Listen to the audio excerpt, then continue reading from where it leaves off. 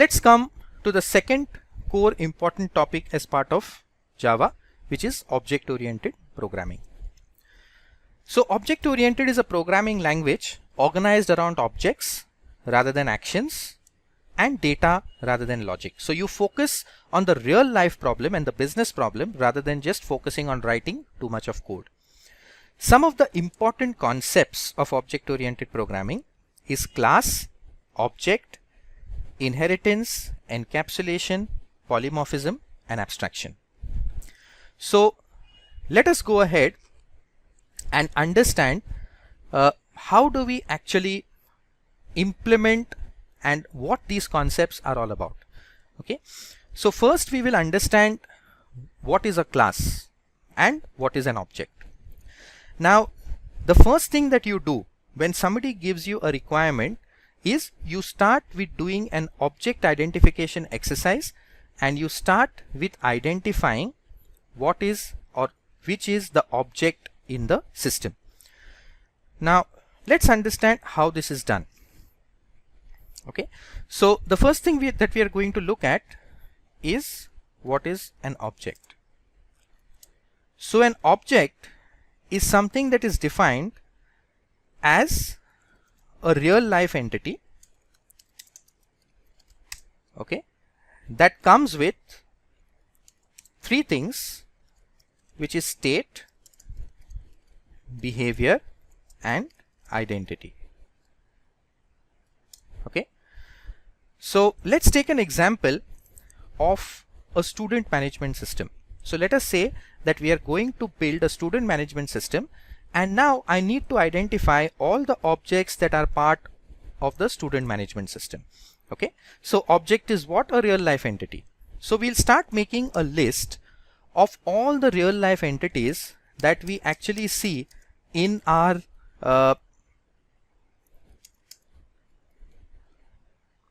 student management system. Okay, so what are the entities or the real life objects? So when I say real life entities, it's nothing but objects. So when I what is our student management system going to do? It's going to automate what a student does in class every day: attending sessions, creating assessments, creating reports, attending lectures, getting grades, etc. So when I sit in a classroom, I'm going to look around me and identify what are the real life things that I actually see around me, right? So I see whiteboards, I see LCD projectors, I see students, I see faculty who are going to teach the students. There are some courses the student is attending. There is attendance that the student is going to take. There are chairs, there are tables. Okay, now let's look at the first definition aspect of the definition, which is state. Now we have a laundry list of objects that we have defined. Using the theory of elimination, we are now going to eliminate and try and eliminate out all the objects that we feel do not have or have state. Okay, now let's look at whiteboard. What is the state? State is nothing but the data or values or properties that this particular object exposes. So if you look at the values or the data that whiteboard has associated with it, whiteboard could have a color, it could be a whiteboard, blackboard, and it could have a size. Okay, now I need to understand what am I building, right? I am building a student management system. Why am I building a student management system? That's because I want to create awesome students out of the set of people who have enrolled for my course, right? So that is my mission statement. I want to create awesome students that can actually get industry relevant jobs once they finish the course. So this is my mission statement that I actually have for building this student management system. Okay, now keeping that mission statement in mind, let's look at whiteboards. Now whiteboard has a size. Now if the size of the whiteboard is 6 feet or 5 feet, is it going to impact my mission statement? Right? So if I have a 6 feet whiteboard or if I have a 5 feet whiteboard, is it going to impact whether my students are really going to become awesome in the way they are graduating and the way they are studying and the way they are gaining skills. So not really. So the whiteboard does not directly impact the quality of knowledge that the student will gain. Even if there is no whiteboard, the student can look at a book or look at his laptop and still learn, right? So the state that this particular whiteboard is exposing, which would be size, etc., is not really relevant to the mission statement or the functioning of my application. Okay, and hence I'm going to say that this is not really relevant, so I'll put it in red. Now projector, whether a projector is there or projector is not there, it's not going to impact creating awesome students. Okay, reason being that this managing infrastructure like whiteboards and projectors should have been part of the infrastructure management system and not my student management system. Okay, so projector, whether it's on or off or something, really does not impact. So this also not applicable, because the state it exposes or the properties the projector has is not relevant for making awesome students. What is the state that the students will have? Students will have a score that they will generate, right? They will go through an assessment. So they will have some courses, they will have a name, they will have an address. Now all this data, if I do not trap the student's name and score, I will not be able to align to my mission statement of generating awesome students, and hence this is important to capture in my system, and I will say that yes, I have relevant state that I need to document in my system, and hence I will say this is a definite yes. If I look at faculty, faculty has a name, faculty will have skill, these are the properties. And of course, these are relevant for making awesome students. If I do not have faculties with the right skills, I will not be able to generate awesome students. So this is important, I'll highlight. If I do not have the right courses, courses will actually have a table of content, they will have a timeline. So these are the properties that are definitely relevant. If the course goes too long, my students will miss opportunities. So I want to keep track of this. Right? Similarly, attendance. Now if you look at attendance, attendance really does not have a property. I mean, what are the properties that come out of attendance? So attendance is typically a property of the course object, and it should have come here. Okay, so this also is something which is not an object because it does not have its own set of properties. A definition of an object says what? It should have state, and there is no considerable state that comes out of attendance. So it is actually an property of courses. So whether students are attending the courses, or I could also put it against students, saying this is the attendance for a student. Tables and chairs, again, infrastructure management. They don't come as part of managing students and generating awesome students. So this is not something probably I want to trap here. Now let's go to the second aspect, which is behavior. If you look at behavior, whether the whiteboard is clean or not clean, whether the project is switched on or switched off will not impact me generating awesome students. But yes, whether the student is not given an assessment and his score is not tracked, whether the student is not attending classes, whether the faculty is not attending classes, whether courses are not being generated within time, all these are relevant behaviors that I want to trap. Okay, so for students, maybe I have a behavior which says I want to get scores and track them. For faculty, I want to further enhance their skills. So this is an action. So behavior is more of an action that an object will perform. And of course, courses, I need to track completion. So this is an action that they will perform. So state is more of the properties that the object exposes. Behavior is more of the action that the object has.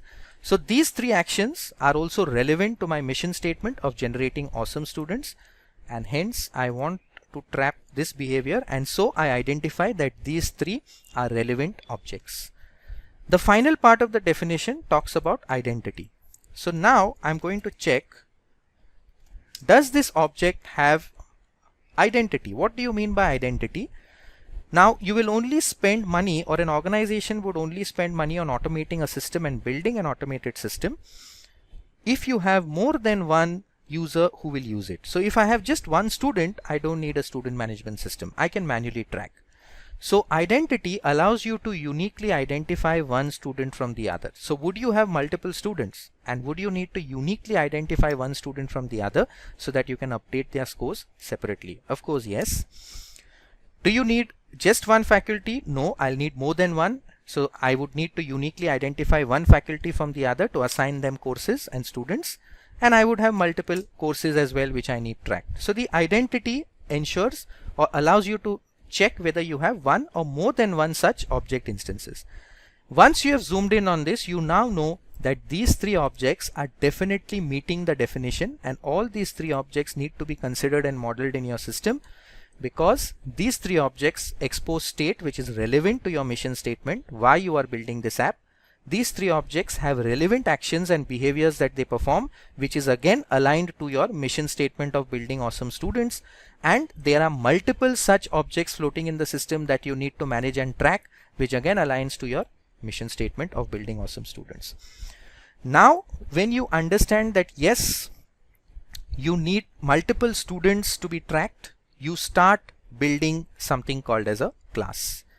Okay, so if an object is something that has state, identity and behavior, a class is a template or a blueprint of that object. So an object is the product that you want to manufacture. Okay, what is that I want to manufacture? A class is how is that you're going to manufacture that, or what is going to be the structure of your product. That is going to be defined inside the class. So you can think of an object as a car. So I want to build a car. Okay, the car should be red color, it should be a sports car, it should have this kind of engine, it should have this kind of tires, it should be automatic gears, etc. The class will be the factory that you're going to set up to now start building the cars as per that specification. Okay, so the class is nothing but a blueprint that will identify what are the types of objects that you're going to create. So with this, we have covered the core two concepts here. What is an object? Something that has state, identity, behavior. We have understood, given a problem statement, how you're going to identify the right objects, and then you're going to start creating a class that can manufacture such objects, and each object will relate to a real life entity in the system. For example, if I have a student in the class called Amit, I would have an object in my Java program named Amit, which would map to the student existing in real life. And that is how object-oriented programming is not only about writing code, it's about aligning to your real life problem. So you have a direct connect and you have a thought process that is aligned to solving real world problems. So a class is a blueprint for creating objects. This is going to be the syntax of creating a class, the keyword class, the name of my class, which is the factory, and within it I'm going to create my set of variables. Okay, I could have a set of functions that operate on, so this is the state and this is the behavior will become methods, the state will become variables. Okay, and I could have constructors and I could have inner classes. Okay, what are constructors? Constructors are functions that have the same name as that of the class. So if the name of the class is student, your constructor will also be called student, and the constructors execute moment the first object is created in the system. They automatically execute and they are used to initialize your objects with some startup values. So we'll be talking about some of the contents of the class as we proceed. Right now we are focused on how do we create a class, which is the outer pseudo syntax that you see here. Then we discussed what is an object. We said an object has three things, and we saw how do we create a template, how do we identify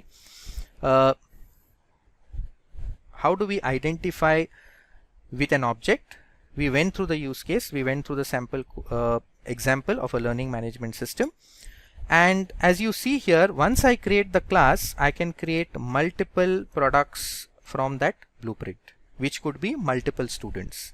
And the JVM or the Java virtual machine is able to identify each of your student uniquely in the program, just as a faculty in the class is able to uniquely identify one student from the other. We'll come to the first feature of object-oriented programming, which is called inheritance. What is inheritance? Inheritance provides a powerful mechanism for reusing code. For example, I already have a class as a blueprint, which means I have a factory that makes a car. Okay, now somebody has told me that I want an amphibious vehicle. Okay, it should run on land, it should also run on water. Now the base class here, or this class, is already defined the blueprint for creating a car that can run on land. So I don't want to create it again. So I just create another class that extends from the base class, and this class will provide the capability of the car that can also go on water. Okay, so this class will have properties and methods to make a car that goes on land. This additional class has capability to add methods that make the car go on water. And how this helps is, you do not need to touch this class and make changes to it, because you'll have to retest it and there'll be an effort and cost there. So rather than modifying the existing class, you just extend to the class by using inheritance. So inheritance in the real world means whatever our forefathers have, we inherit, and the same concept applies here.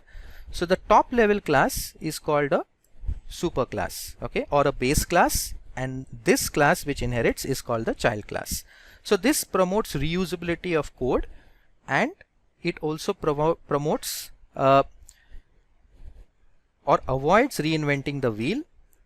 So rather than you writing the entire code again, you simply reuse code from here, bring it into your inherited class, and add only the extended features that you want into the new class, so that you save on testing the entire thing. You just test the new class that you added, and you also reduce your risk of breaking code that already works by avoiding modifications to it. So you can have single inheritance, you can have multi-level, which can go from A to B to C, or you can have hierarchical, which means that I have some code written here which I want to use in more than one class. I want to reuse it, so I could have a hierarchical inheritance as well. So this is a simple example of inheritance. So I have a shape class which is my base class, and a shape class draws a shape. Now I want a specialized class that only draws lines. So I simply write my line class, which inherits from shape, which then has capability of drawing lines. If you look at the code, this is my subclass that extends the superclass. Okay, the line is the subclass, the shape is the superclass. The extends keyword is what is used to implement inheritance in Java. The next concept of OOPS, which is also called, so these four concepts that we are discussing are called the four pillars of OOPS. The next concept talks about encapsulation. Encapsulation is grouping together of variables and methods inside your blueprint called the class, so that the methods can operate on the variables that are all part of the same class. Okay, and this entire thing works as one unit, which is a black box. So it's easy for you to process any data if the data and the processing code is in the same class. So encapsulation wraps together the variables and the methods together in a single unit. Then I have polymorphism. The word polymorphism means one form, many actions, or one word, multiple actions rather. So here you see I have a base class called shape. I have multiple inherited classes called line, triangle, and rectangle. Now if I want to draw a shape, I have a method here that says draw. So if I want to draw a shape, I can either decide whether I want to call the draw method of the base class or the draw method of the inherited classes. Okay, and you can perform so this concept of where if I create an object of the line class, it will go ahead and call this draw method. If I create an object of the shape class, it will go ahead and call this draw method. Okay, so the runtime polymorphism, what it does is that it overrides this draw with the one that we have written here. Okay, so this is what we call as runtime polymorphism or method overriding. If I have multiple functions called draw in the same class with different parameters passed to it, That is what we would call as compile time polymorphism or method overloading. So we are just seeing the concept here. As we progress to the course, we will be seeing some of the implementations as well. Then I have the concept of abstraction, which is the last or fourth pillar of OOPS. Abstraction allows me to abstract out common functionality into a base class. So when I'm building the system for employee management, in this case, I know that there is an employee and I know he should have an ID and name, but I do not know anything beyond that, because later on the organization may decide they want permanent or temporary employees. So I don't have that clarity. So I start with modeling the employee class, and going forward, once I have clarity that this is going to be a permanent or temporary employee, I go ahead and create a child class from the employee class. So whatever common functionality like mobile number, salary, address, etc. that I can capture when I initially build my system, I capture that into the base employee class. Okay, and so abstraction is typically nothing but hiding internal details and showing functionality, which is what you call as encapsulation. Okay, which means, so let's take a simple example here of an ATM. So when I go to an ATM to withdraw money, I see a nice little interface in front. Okay, now if the entire interface was hidden to me, I wouldn't know which are the buttons to click on to actually get the money out, right? So the ATM does not show me how the money is dispensed. That is hidden. It only shows me what the ATM has capability to do. So I see the what. I know that the ATM will give me or will dispense cash. So I click on the buttons, I get cash. But how do I get the cash is not shown to me. That is hidden from me, right? So these are the internal details the bank needs for processing the cash transaction, which it doesn't show to the end user, and that's hidden out, so that the bank has a flexibility of modifying that process so that they do not have to expose that information to the end user. So again, to retrace back, an object has state, identity and behavior and maps to a real life entity. A class is a blueprint that manufactures and creates objects. One class can be reused into another using inheritance. A class has methods and data on which the method operates clubbed together as a single unit called encapsulation. I can have methods in base and child classes, and I can decide whether the child class method should override the base class method, or whether the base class method itself should execute. That's called polymorphism. One method, different forms. One name, different forms. Abstraction is data hiding. Only show the user what the user needs to see. Keep it simple. Do not clutter the user with too much information so that the user is confused.